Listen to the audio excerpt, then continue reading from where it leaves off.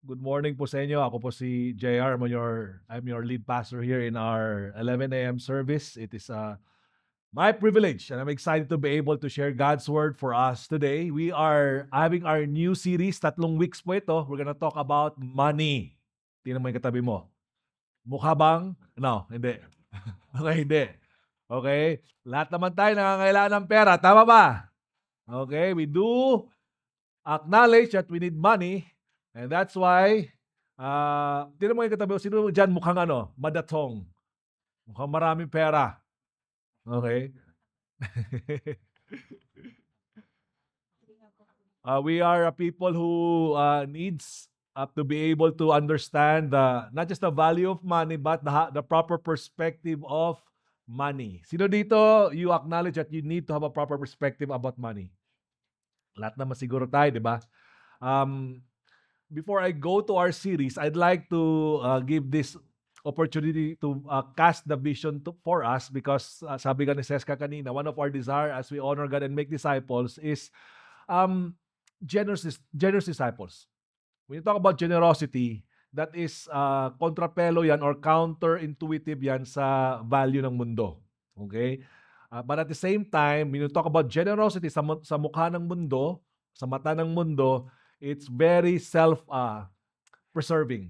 So should I say? It's more on self. That's why they are giving. But we are different. When you talk about generosity, we are driven by something that's different. Okay, I'm going ahead of myself, no? Pero nag-ano yung puso ko about what's really the driving force for us when it comes to money. Now, I would like to take this opportunity to cast the vision for us. This coming October 29, Mr. Randall Chongson is one of the respected gurus when it comes to finances. Me and my wife had an opportunity to ask some ideas, mentoring from him about money, about the career shift of my wife kasi artista siya. Honestly, may career shift na kailangan mangyari sa asawa ko and it was one of the crucial moments in our lives na we transferred here in Victory Parañaque. From Victory BGC po kami galing. 2016 to 2017, kumbaga 2017, nung time na yun, 2016 ba tayo nagplano sa kanya? 2016 and 2017, and then coming here to Parañaque, it was one of the crucial, should I say, wisdom na binigay niya sa amin. And I'm sure hindi ka naman nagsisi, babe, di ba? Yan, okay. So I'd like to invite you guys, if you would like to know more about having a proper perspective on money, ang title ng pag-uusapan natin is Money by the Book. Talking about having the proper perspective of money through the Bible. Alright? So that will be Randall Chongson. May student rate dito. Meron ding regular rate. And if you want to bless somebody, go ahead. Malaking bagay po talaga when we understand and have the perspective about money coming from God. Amen. Coming from the Bible. All right. When we say Jesus is our Lord and Savior, it's very important for us to also understand that that would shape our view on money. Today, pag-uusapan natin yung libro o yung letter ni Apostle Paul sa church in Philippi, okay, which is nababasa mo by Philippians. Makikita mo dyan. Okay, Philippi is is the first, should I say, is the committed financial supporter of the ministry of Apostle Paul. Okay, yung Philippi po, pinangalanan po yan ni Philip II of Macedon, yung tatay ni Alexander the Great. Okay, just a trivia for us. Okay, ready na ba tayo? When it comes to having the proper perspective about money, I would like to invite everyone to please stand up muna. Can you just stand up first? And I'd like you to open your Bibles in Philippians chapter 1, verses 3 to 11. Philippians chapter 1, verses 3 to 11. And I would like to ask one of our leaders, our youth leaders, Josiah from our senior high, from NU MOA, to be able to read God's word for all of us and pray. Josiah? Hello. Philippians chapter 1 verse 3. I thank my God in all my remembrance of you, always in every prayer of mine, for you all making my prayer with joy, because of your partnership in the gospel from the first day until now. And I am sure of this, that he who began a good work in you will bring it to completion at the day of Jesus Christ. It is right for me to feel this way about you all, because I hold you in my heart, for you all are partakers with me of grace, both in my imprisonment and in the defense and confirmation of the gospel. For God is my witness, how I yearn for all of you with affection of Christ Jesus. And it's my prayer that your love may abound more and more with knowledge and all discernment, so that you may approve what is excellent, and so be pure and blameless for the day of Christ, filled with the spirit of righteousness that comes through Jesus Christ, to the glory and praise of God. Lord, thank you for your word. Please bless Pastor JR, anoint his lips, and please let the Holy Spirit come down and let your presence be felt upon each and every one of the listeners today. In Jesus' name I pray. Amen. Amen. Alright, yan alam niyo na kung kaya hindi kayo umuupo kasi alam niyo na yung ano natin, bisyo natin. Tama? I'd like you to find somebody right now, okay, na hindi mo masyadong kakilala. Tapos, introduce yourself, pangalan mo, saang barangay ka, okay, and then share what is financial success for you. Yan lang. Share mo sa kanya, what is financial success for you? Sino dito para sa'yo, financial success means meron kang at least savings na 1,000,000 sa bangko. Tama ba yon? 1,000,000 para hindi palaging check ng balance inquiry. Tama ba? Sino dito para sa financial success? Nakabili ako ng iPhone 17. Pumila ako. Meron ba dyan? Lodi. Yung iba, financial success for them is makapag-ipon ng, makapagbigay ng inheritance sa kanilang mga apo. Meron bang ganon? Mga lolo't lola para sa inyo? Parang wala. Ano ba? Sino bang apo sa tuhod? Ganun kalayo. Sino dito for you financial success is gusto mo mag-out na sa employee life kundi meron ka ng sariling business. May mga ganun ba? Oh, well, yeah, go ahead. Para sa iyo that's gonna be helpful for you. Yeah, I'm sure marami tayong mga definitions about financial success, Itong binasa natin, if you observe the first 9 verses na binasa ni Josiah, if you observe it, makikita mo agad na mayroong close relationship si Apostle Paul at saka yung church ng Philippi. Kasi if you look at it closely, makikita mo 10 times binabanggit ni Paul yung I, me, mine. He will talk about his affection, he will talk about his longing, he will talk about his situation, he will talk about his perspective. 10 times yon yung I, me, my, mine. Tapos 10 times din yung kayo, you, your. 10 times. Palitan, I, me, mine, you, your. Speaks about the relationship.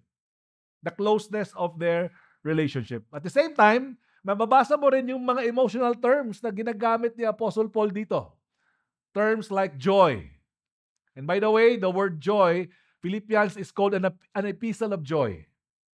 Kasi ang daming words na joy throughout the chapters. Short chapters lang po yun Ang daming words about joy, rejoice sa letter niya. Not to mention na nakakulong po si Apostle Paul dito. Nasa house arrest siya. Can you imagine that? Nakakulong pero encouraging people to rejoice. Grabe, no? Talks about his emotional, his emotions. He would talk about, I hold you in my heart. Parang kanta, di ba? Sa binasa natin, I hold you in my heart. And then sabi niya, I yearn for you, I long for you. With the affection of Jesus, he would talk about your love may abound more and more. Grabe. Ito mga Kristiyano sa Philippi at saka ito si Paul, they have this Christ-centered, loving relationship. And it exists for 10 years already upon his letter. Kasi si Apostle Paul po yung nagplant ng church nito. Nung time nang tinawag siya ni God sa Macedonian. Mababasa mo yan sa Acts 16. Okay? 10 years of this Christ-centered, loving relationship which led to financial support, not necessarily financial success. Let me repeat that. This church had a close relationship with Apostle Paul that it led them to support Paul financially, may financial support, but not necessarily financial success. Anong meron? Okay? When Apostle Paul was encouraging another church, the church in Corinth, ginamit niya yung example ni ng Church of Philippi, who is a committed financial supporter kay Paul. Pinakita niya sa kanila anong situation ng church ng Philippi. Gusto mo natin makita anong situation ng church ng Philippi? Okay, ito lang naman yung situation nila. 2 Corinthians chapter 8 verse 2. They are experiencing a severe test of affliction and extreme. Tama ba yung nababasa natin? Yes, tama. Yan lang naman yung na-experience nila. Hindi mayaman tong church na ito. Okay? As a church, though nandyan si Lydia, isang businesswoman. Alright? But this is a church wherein they're experiencing hindi lang test, but severe test of, alam mo yung situation na parang gipit na gipit ka, feeling mo gipit na gipit ka, feeling mo naghihirap ka na tapos gipit na gipit ka, parang feeling mo wala kang magagalawan. Na-experience na ba yon? Na parang yung kagipitan mo, wala kang no choice. May ganun ba? Wala kang no choice. Na parang, anong gagawin ko? Ganun yung experience nila. Severe test of affliction and, ano dyan? Hindi lang poverty, but extreme, deep poverty. Ano raw? How can this happen? Naghihirap, nakaranas ng gipit na parang hindi makawala o parang walang magagawa, pero number one financial giver ni Apostle Paul. And at the same time, generous sa mga brothers and sisters in Christ na naghihirap sa Jerusalem. Kasi nagko-collect si Apostle Paul ng contribution para sa brothers and sisters in Christ nila sa Jerusalem na naghihirap din. So itong mahirap na simbahan, tumutulong sa kapwa. Mahirap at naghihirap. Paano nangyari yon? In a world where we are taught, ito yung tinuturo sa atin sa mundo, your network is your net worth. Di ba? May tanong ako sa atin, besides your immediate family, do we have a close, loving relationship with other Christians that's not adding money to our wallet or bank account? Let me repeat that. Okay? In a world where we are taught that network is our net worth, do you have a close relationship with fellow Christian that's not adding money to your bank account? Okay? And now, I'm not saying na I'm not saying yung retaining an abusive, deceitful business relationship or employee-employer relationship or consumer friendship. Hindi yun. Hindi ibig sabihin.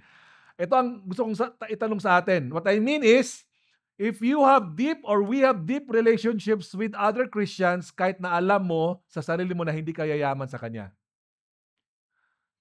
Meron ba? Take an honest evaluation. Sino ba yung mga close friends ko? Diba? Baka sila lang may nakukuha ko sa kanila, di ba? Maybe we don't say it, but it's a good assessment for us. Di ba? Kasi usually, di ba, sa mundo, huwag kang lumapit dyan, hindi ka yayaman dyan. Wala kang makukuha dyan. But that's not how we do things. Amen? As Christians, we challenge ourselves. We challenge our perspectives. We challenge our attitude. We ask ourselves, do I have this kind of relationship or am I a user-friendly? Yun ba yun? Hindi pa ako galit sa inyo, ha? Mahal ko po kayo. Mahal ko po tayo. Okay? Now, hindi lang yun. Yung meron ka bang close relationship with somebody na alam mong hindi ka yayaman sa kanya, pero at the same time, ikaw pa nga yung nagbibigay. Ikaw pa yung napapabigay, di ba? And then yung pagbibigay mo, hindi out of surplus yan. Yung pag nagbigay ka parang, ouch, masakit to ha. Pag nagbigay ako sa'yo, wala lang akong pang-breakfast. Yung mga ganon. Ang hirap nun, di ba? Yung pag nagbigay ka, naku, last money ko na to, wala lang akong pamasahe pa uwi sa jeep, maglalakad ako. It's not easy, right? It's not easy, it's difficult, it's hard. Question, are you willing to retain or cultivate that kind of relationship with fellow Christian? Paano nila nagawa yun, di ba? Naghihirap, pero faithful financial supporter kay Paul, and then gusto pang magbigay sa naghihirap na brothers and sisters in Christ. Wow. We have an idea about it in 2 Corinthians chapter 8, verse 5. This is what they do. This is their posture. They gave themselves, first of all, to the Lord. Grabe. They gave themselves, first of all, to the Lord. When you talk about that word gave, it means to give myself up. Grabe. It's a self-giving. Disregarding entirely my private interest, I give as much as I ever can. That's the meaning of the word give. First means first in time, place, order, or importance. And the Lord means curious, which means a person exercising absolute ownership interest. So mga kapatid, ang ibig sabihin nito, that means that these Christians in Philippi, they live their lives under the lordship of Jesus. And it's not money. Jesus is of first importance and has the final decision over their finances. What this means for us is this: Jesus must have the first say and the final authority over our money. Jesus must have the first say and the final authority over our money. Dapat si Jesus, not money, is the one who tells us where our money should go. Would you agree with me? Dapat it's Jesus who determines our net worth, not money. Amen. Dapat si Jesus is the one who tells us what to trust and believe for our future. Amen. It's not money. Amen. Okay, sino ba ang may first say at may final authority sa pera natin? Sino ba? Si Judith? Or si Shopee? May tumutulog from time to time dito, Shopee. Paki-silent naman po minsan yung ano natin. Baka madisrupt yung ano. At nga pala, mayroon pala akong order. Or baka si Shein. Yun ba yun? Yung may final say sa ano natin? Sa pera natin, di ba? Sinong may final say? Pag nakasweldo na tayo, pag nakakuha na tayo ng bonus, nako, magbo-bonus na. Christmas bonus, di ba? Bigay mo sa amin ang aming Christmas bonus. O, bakanta ka na, di ba? Baka dadaan lang yung sa kamay mo, di ba? Naku, napadaan lang. Bye-bye. Now, guys, church, if we have a love and hate relationship with Jesus when it comes to finances, maybe money is our master. I often said this because Jesus talk about it in Matthew 6, di ba? If you have a love and hate relationship with Jesus when it comes to money, minsan nagtatampo ka, hindi dumating, minsan naggagalit ka kay Jesus kasi hindi nakuha yung ano mo. Teka muna, baka nga money is our master, not Jesus. Something to filter. Now, sa 1 Timothy chapter 6 naman, if we love money, then the love of money, not money, okay? The love of money, let me repeat that. Not money. It's the love of money that is the root of all kinds of evil. If we love money, we fall into temptation. May mga nangyayari ba ganyan? Nakaka-test ka ba sa ganyan? If we love money, you're trapped into foolish and harmful desires. If you love money, you plunge into ruin and destruction. I want to give you true to life story. True to life, nangyari sa akin. Wala akong picture dyan. Sino dito, nabubuhay ka pa, alam mo yung Zesto Cola? Alam niyo ba yun? Konti, Zesto Cola, Zesto Cola. Okay, Zesto Cola. Basketball player ako dito sa St. Francis pa, sa May Las Piñas. Tapos taga-probinsya pa ako, umuwi pa ako Mindanao, no? Nagbabarko kami. Tapos pag-uwi ko sa Mindanao, babalik na ako sa school ko after ko magbakasyon. Sabi ng nanay ko, mama ko, bili ka ng mga Zesto Cola, mga ano, kasi siyempre barko, 2 nights 'yon. Sa mga ano po, malayo po ang biyahe from Mindanao to Manila. So bibili na ng juice yung nanay ko, bibili yan ng mga biskwit, di ba ma? Tapos mamadali ako, kumuha ko ng Zesto Cola. Cut the long story short, meron palang promo ang Zesto Cola, cash in the can. Dapat pag binuksan mo, makikita mo mananalo ka. Ito walang biro. It's 1997.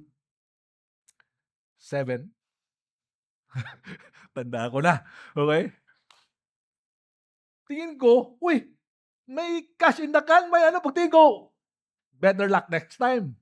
Nakainom naman, Bisaya, nakainom ako, yung isang can, nainom ko na, tapos tinapon ko sa may basurahan. Alam ko, meron pa dun eh. Alam mo, binuksan ko, tingnan ko yung, you won 50,000. Parang 500,000 ang 50,000 noon. Grabe, dali-dali ako. Sabi ko sa tinago ko, manalo kami. Totoo, nakuha ko po yung 50,000. May picture ba kami? Wala lang akong mga ebidensyang ganan kasi wala namang ganung cellphone dati. Di ba? Alam mo ginawa ko sa pera? Walang wisdom. Lahat ng mga best friend ko, wala piling mayaman. Anong kailangan mo? Bilang kitang beeper. Beeper pa yung uso nun. Akong bahala sa beeper mo. Tapos libre ako sa mga ka-teammates ko, inuman dito, inuman doon. Ma, I love you ma, hindi mo alam to. Yung nanay ko. Okay. Kahit may 50,000, naghihingi pa ng allowance kay mama. Wala akong pera. Sama talaga no? Ginawa sa mga walang kwentang bagay, makasalanang bagay, in 1 month, ubos ang pera. Back to poverty, si Estrada. Back to poverty. The Bible has something to say about it, di ba? What good is money in the hands of a foolish person? In a person who does not seek wisdom. Walang wisdom. So, balik ulit sa labas, diba? Yung barbecue na gano'n, wala. Minsan, ang yaman-yaman, grabe. Sobra talaga. I mean, nag-cringe ako sa panahon ko kasi feeling ko talaga milyonaryo ako ng time na yon. Okay, back to the Sana nga ba tayo? There, if we love money, we plunge ourselves into ruin and destruction. Worst, we wander away from faith. Sino dito? You've experienced it or you've seen somebody nung naging yumaman, nawala na sa church. Yung yumaman, sobrang komportable ng buhay, wala na. Hindi na si God ang nasusunod, siya na. Amen? And even pierced ourselves with many griefs. Now, my question for us is this: are we willing to let our wallets, our bank accounts, to be under the lordship of Jesus? Are you willing? Are we? And what does it look like for us when we do that? Anong picture nun? Allow me to share at least 3 things for us. Hopefully, matapos ko siya. First is this: the gospel deepens our relationship, not money. Let me repeat that. The gospel deepens our relationship, not money. In verse 3 to 5, it says, sabi ni Apostle Paul, nagpapasalamat ako sa Diyos pag naalala ko kayo. Palagi sa aking pananalangin for you all, making my prayer with joy. Bakit? Bakit siya natutuwa? Because of your partnership. Say that word with me. Say partnership. Partnership in the gospel. The word partnership there means an intimate bond of fellowship. Okay? Hindi lang siya fellowship sa pakape-kape. Fellowship tayo, kape tayo. Tapos hindi naman talaga kayo close. Di ba? Superficial yung relationship. Pag sinabing fellowship dito, partnership, it's an intimate bond of fellowship that unites Christians. Now, what is that bond that unites us? What's that bond of our fellowship that unites us? It's the gospel. It's the goodness of God in our lives. Amen. It's the grace of God. It's the mercy of God in our lives that saves us. Amen. We all experience that. We all are beneficiaries of that gospel. Would you agree with me? We experience the love of God, and this is the common bond that we share together. Di ba? Iba-iba tayong mga stories, iba-iba yung mga pinagdadaanan natin, iba-iba yung mga testimonies, but it's about the gospel, right? It's the good news of Jesus Christ sa buhay natin.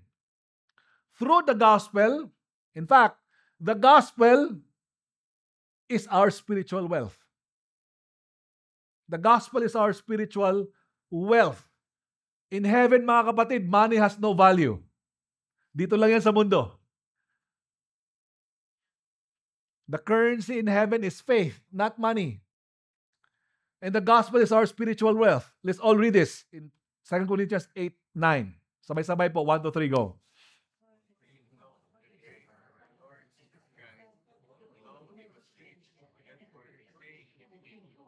So that you, through his poverty, might become. Now, the rich there does not necessarily mean money. But it's talking about the gospel. The gospel of Christ, that because of the goodness of Christ, we are spiritually wealthy. Wealthy of his grace, wealthy of his goodness in our lives, amen? Wealthy of his forgiveness, wealthy of the spiritual blessings that God has for us. Kaya tingnan mo yung katabi mo, mayaman yan, spiritually.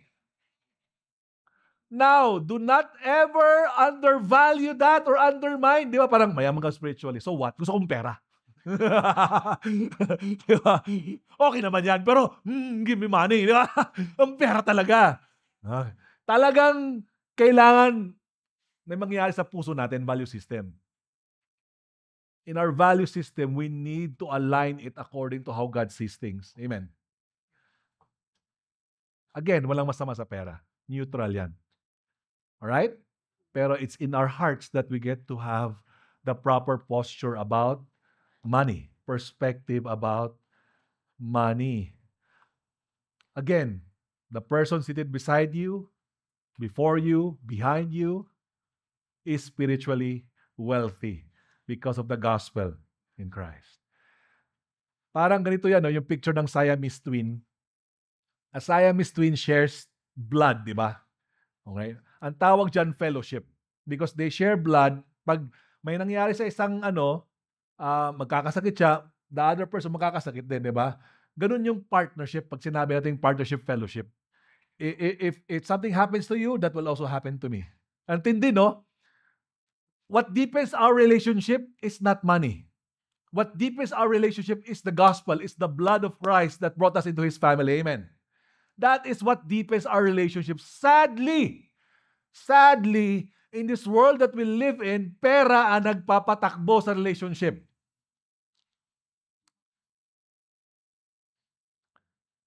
With a consumer mindset, right? Kaya iba po talaga pag Kristiyano. Lumalalim yung relationship ni Apostle Paul at saka 10 years na sa simbahan na nagsusupport sa kanya, not because of money. You'll know more about that next week. Okay? Not because Paul needs their money. It's because of the gospel. It's the love of Christ that binds them together. Kaya nga mga kapatid, we need to ask ourselves, meron ba akong relationship na ganun? Di ba?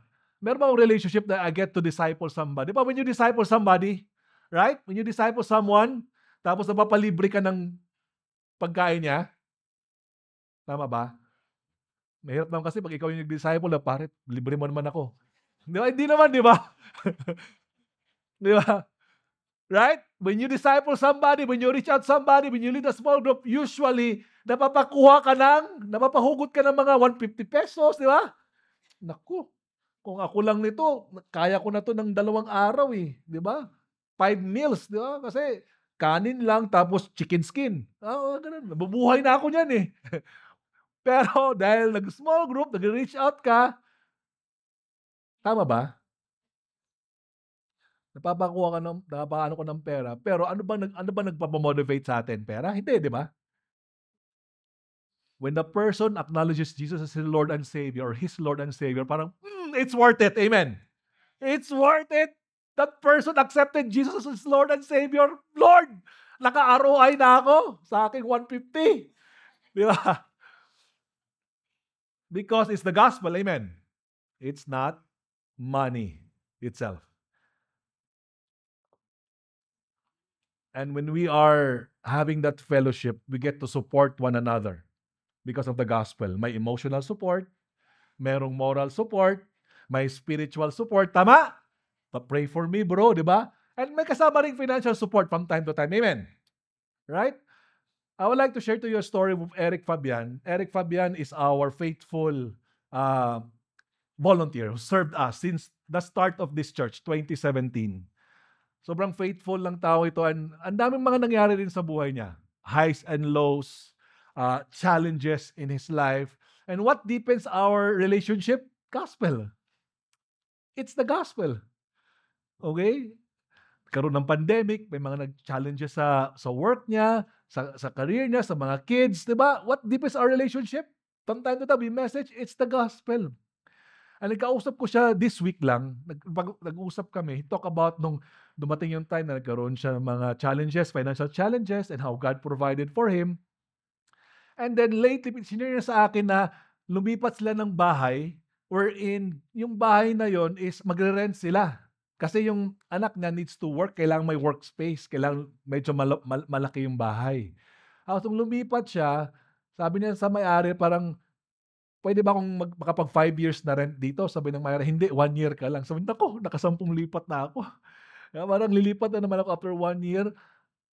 Cut a long story short, may nangyaring something, yung anak ng may-ari, nagsabi na, gusto mo bang bilhin tong bahay na ito? Sabi niya, wala akong pera. Pero, wala akong pera. Pero ito yung kaya kong gawin lang. Okay? And by the way, yung bahay, medyo dilapidated. May picture tayo dyan. Can you show the picture, please? Yan. Dilapidated yung bahay. Sa loob ng BF ito. Tapos, go to the next slide as well. Yan. So, sabi niya, hindi ko kayang gawin ito kasi kailangan mo pang ipa-renovate. Tapos, magre-rent ka pa.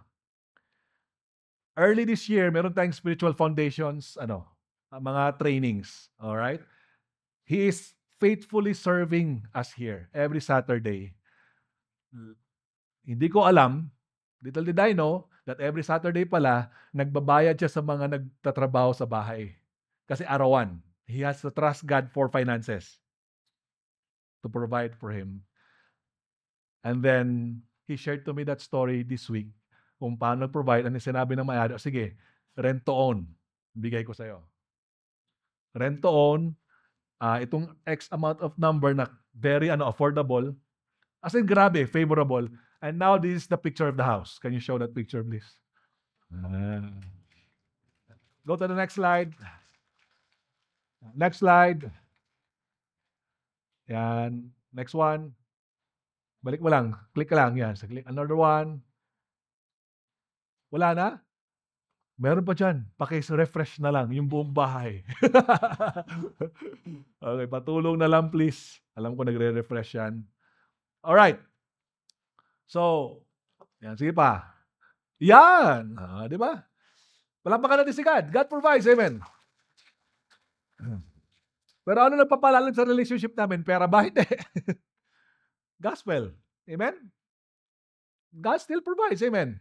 God provides for our needs.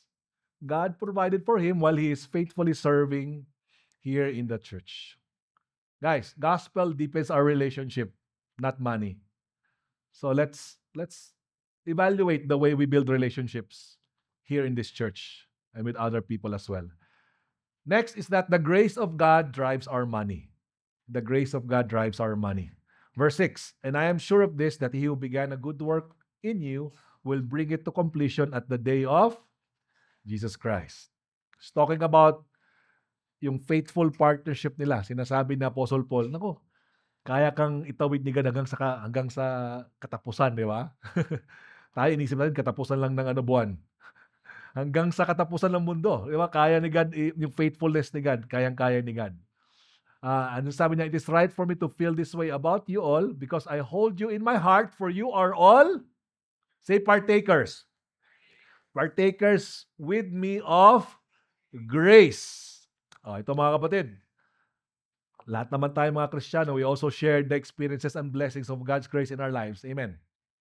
Na-experience naman natin yun, di ba? Lahat tayo. Like the gospel.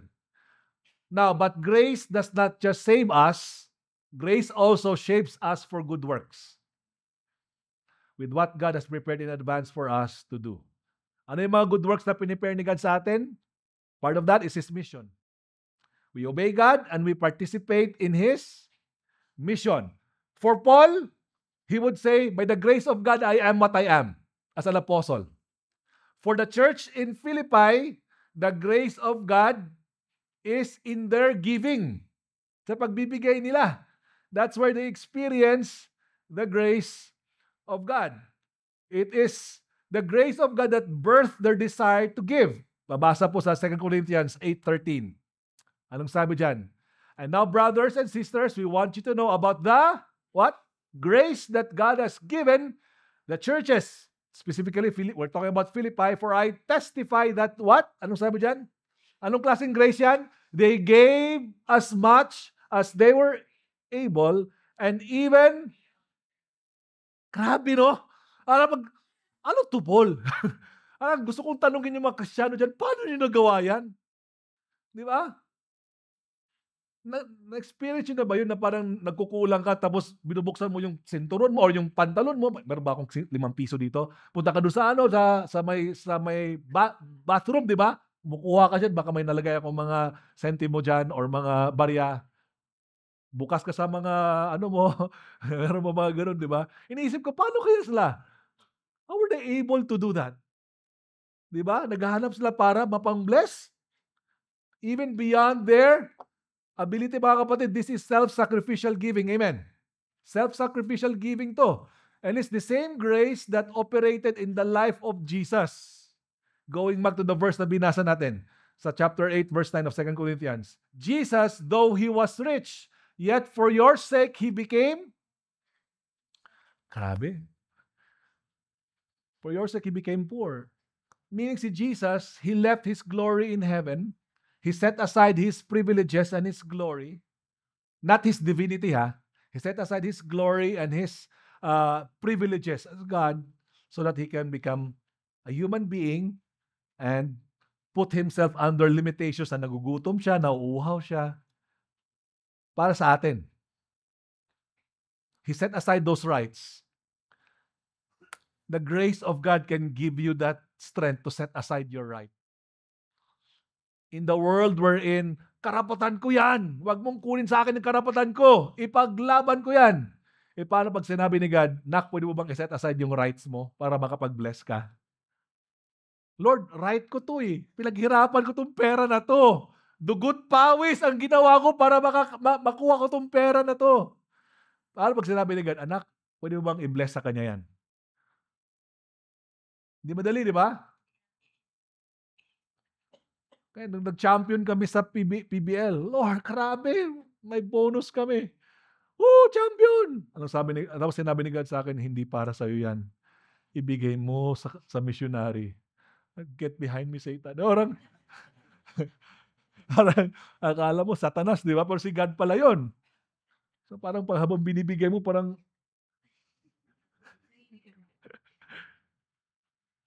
but you know what? It's not after our money, it's really after our heart, right? It's really after our heart. Pero, I said that because I experienced it. God gave me the grace to let go of the money. To let go of the money and just, Lord, trust God.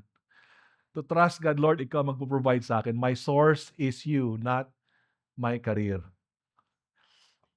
When I was a campus missionary, I get to talk to 2 different kinds of people. I get to talk to an owner in Ortigas, a business owner, big business owner in Ortigas. Cast to him the vision about the young people, about God's heart for the fatherless. Grabe yung presentation ko to really cast to him the vision that these young people needs God because God is a father to the fatherless.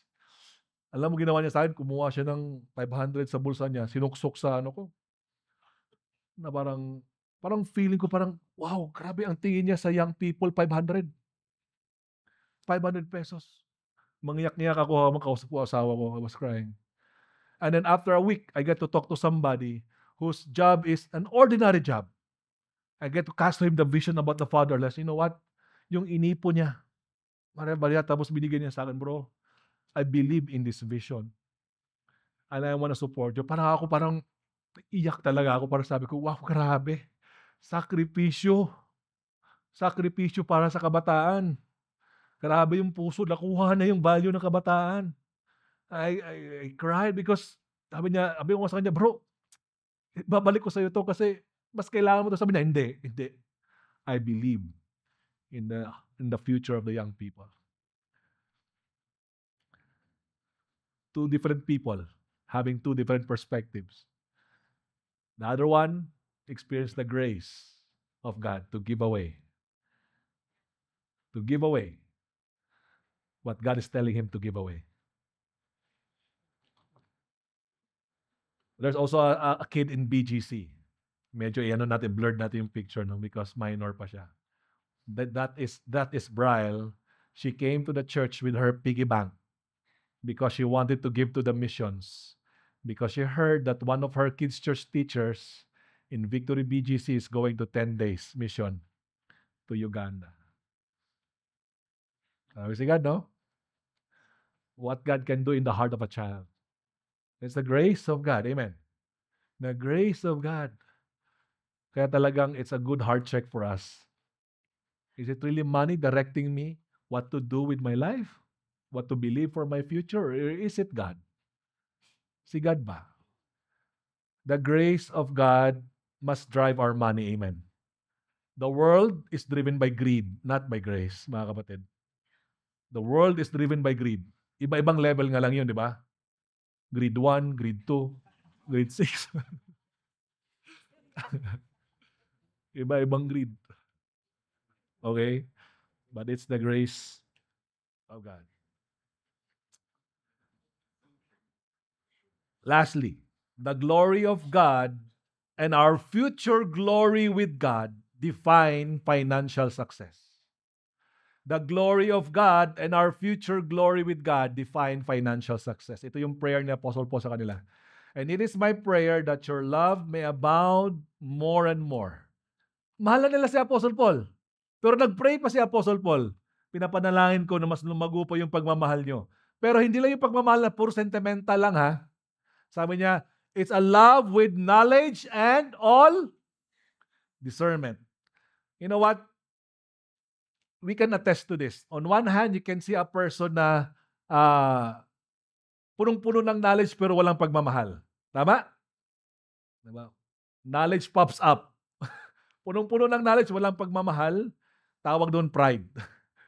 Mayabang. Meron naman, punong-puno ng pagmamahal pero walang knowledge and discretion. Puro sentiments lang.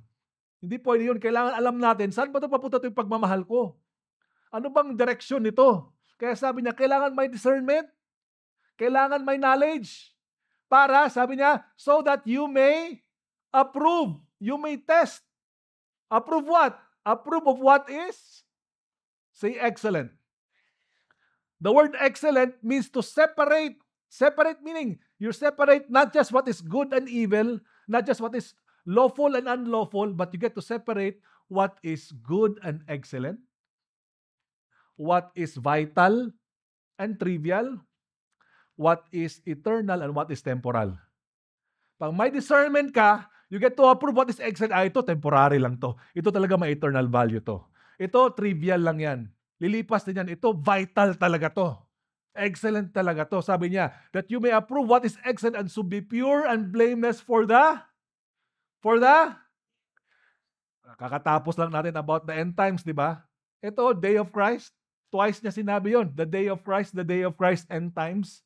Mga kapatid, if our love, okay, and if money is put in the two lenses, what's that two lens? The lens of our future glory with God in end times, and the lens of will this glorify God?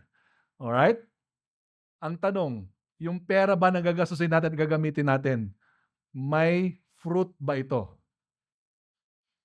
Alright? Kasi verse 11, go to verse 11, says, filled with the fruit of righteousness that comes through Jesus Christ. Ang tanong, sa pera in the lens of our future glory, end times, and in the lens of the glory of God, pag ginamit natin yung pera, may fruit ba to that is approved by God? Righteousness. And may fruit ba to that will last forever? End times. Think about it.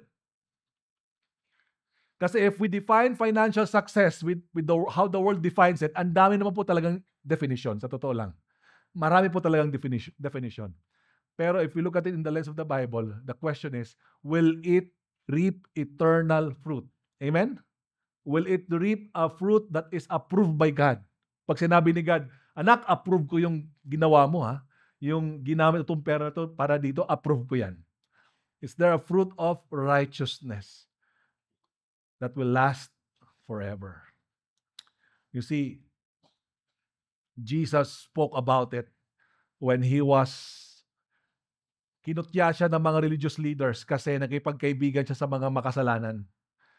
And then, dahil kinutya siya ng mga religious leaders, nagbigay siya ng 4 na parables. Some of you heard this already, but I want to prove a point, no? 4 parables. He gave 4 parables. One is parable of the lost sheep. And then pangalawa, the parable of the lost coin and the parable of the lost son or the prodigal son. Familiar? What's the point for that? Is that the heaven rejoices with one sinner that's saved. I came to seek and save the lost. And then one sinner is very valuable in the kingdom of God in heaven. Ang pang-apat na parable is the parable of the dishonest manager. Right? That's the fourth parable. And what's the point of that parable? Inexplain ni Jesus sa verse 9 of Luke 16. Sabi niya, I tell you, use worldly wealth. Gamitin mo yung worldly wealth. For what? He's talking about eternal dwellings. This is not good work salvation. That's not the meaning of the parable. Sinasabi niya, I have no more time to talk about the parable of the dishonest manager, yung lahat na yon. Pero basically, ginamit ng shrewd manager yung pera to gain an advantage for himself. Sabi ni Jesus, napakautak ng mga hindi Kristiyano. Tayo kayo mga Kristiyano, minsan hindi kayo smart. Sabi niya, you wanna be smart? Gamitin mo yung pera for eternal treasure. That's the same heart that he said to the rich young man. Sabi niya sa rich young man, dami mong pera, sige nga, ibigay mo ngayon sa mga hirap and you'll have treasures in heaven. Anong sabi ng rich young man? Hindi. Ang pera ay akin. Ang akin ay akin. Ang sayo ay akin, Lord. Di ba? Ganun yung puso ng rich young man. Di ba? Nalungkot si Jesus. He's talking about eternal dwellings.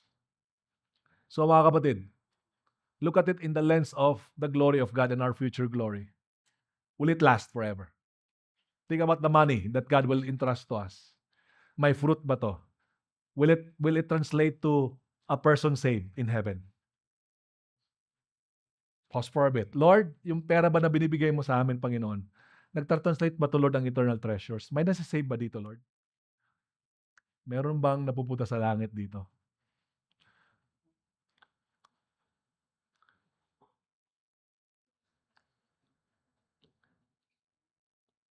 Why don't we bow down right now and ask God to search our hearts? Lord, we come to you with humility. And we recognize, Panginoon, that money under your lordship really looks different. It is very, very different. And I pray, O God, that you touch our hearts, that we'll begin to respond right. If there are relationships na meron kami that's really driven by money but not the gospel, I pray that we repent right now. Why don't you begin to talk to God? If God would pinpoint to you something or, anak, ito grabe ang mata mo nakafocus lang sa taong yan kasi may pera. Pero yung iba, hindi ka nakatingin sa kanila. Maybe God is telling us to repent with that attitude.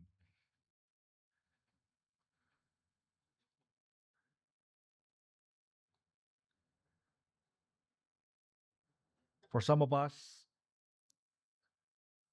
God is telling you to give sacrificially. I felt like some of you here, God is telling you to give sacrificially, pero parang, oh Lord, akin to eh. Parang, Lord, hindi ko yata kaya.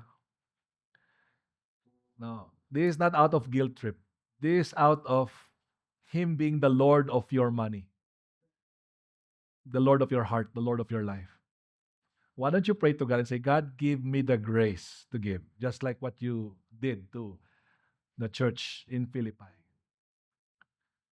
Give me the grace to give. For some, it's to honor God with your tithe, to return your tithe to the Lord, to honor Him with your tithe. And you've been, kumbaga, pinambabayad mo sa mga ibang bagay na sinasabi ni God, anak, I've given you the ability to produce wealth, and this is your way of honoring me with your tithe. For some, it's to trust God that you're not just going to return tithe, you're also going to give offerings to the Lord. Allow God to speak to you as well.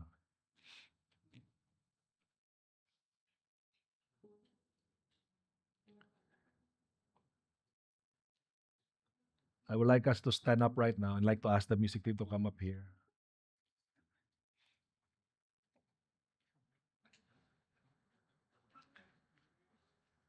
So the reason why we entitled this series, first of all, because that has been the heart of the Philippian church. They gave themselves to the Lord first of all. Let me repeat that. They gave themselves first of all to the Lord before they gave to others. Before they gave to Apostle Paul, before they gave to the poor people, they gave themselves first to the Lord. I felt like that's the call of God for us. Let's give ourselves first to the Lord. Amen? Let's give ourselves first to the Lord, and we're going to sing this song. We're going to say, you are all I'm after. Jesus, you are all I'm after. You are a good God. No matter what your situation is right now, He is still good. Amen. He is still good. His grace is still sufficient. His power is made perfect in our weaknesses. So we'll sing this song and we'll say, Jesus, you are good and you are all that I'm after.